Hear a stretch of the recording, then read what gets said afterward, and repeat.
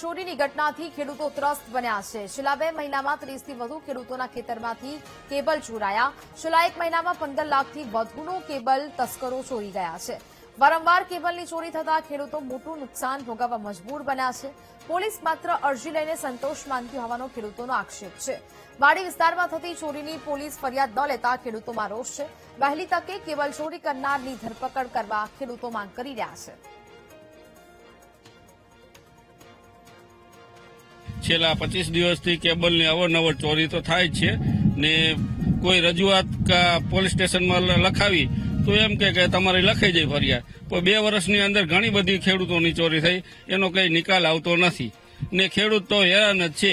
અમને એમ થાય કે ખેડૂત આગળ વધે એવી અપેક્ષાથી સાથે કે કિસાન જય જવાન જય કિસાનના નારા સાથે આગળ વધવા માંગે છે, પણ અવારનવાર લૂંટ થાય એનો કઈ જવાબ આવતો નથી।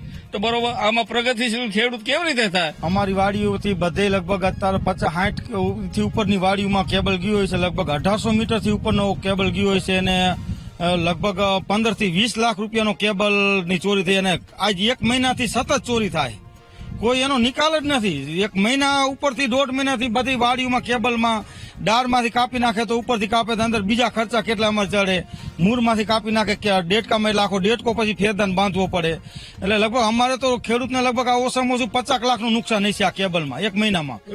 અને પોલીસ સ્ટેશને અમુક જાય અમુક, મેં તો ફરિયાદ 2 વર્ષ પહેલા કરી હતી, એનો તો કોઈ નિકાલ હજી આજ દી લગી નથી આવ્યો અને મેં તો એ ચોરનું નામ સરનામું એડ્રેસ બધું એફઆઈઆરમાં લખાયેલું છે, પણ આજ દી લગી મારી વસ્તુ નથી આવી। એટલે હવે બધા ખેડૂત કંટાળી ગયા કે પોલીસ સ્ટેશને જવું તો ગાડીના અમને ખચકાવે છે। અમારા ગામની સીમમાં લગભગ આજે 1 મહિનાથી આ કેબલ ચોરીના બનાવ બને છે અને અમે પોલીસ ખાતામાં રજૂઆત કરી અરજી લે છે, ફરિયાદ કોઈ એફઆઈઆર ફાડતા નથી અને અમુક માણસો તો ફરિયાદ કરવા જ નથી જતા, કારણ કે પોલીસ વાળાનો કોઈ ઓલું નથી, એટલે માણસને એના ઉપર વિશ્વાસ જ ઉડી ગયો છે ટૂંકમાં। અને વાડીએ મજૂર હોત હોય છે પણ મજૂર બીવે એના હિસાબે મજૂર બચારા કઈ બોલતા નથી, મારકૂટ કરે। અમારી રજૂઆત એમ છે કે ગમે એમ કરીને ચોરને પકડી અને અમારા કેબલ પાછા અપાવે તો સારું એમ।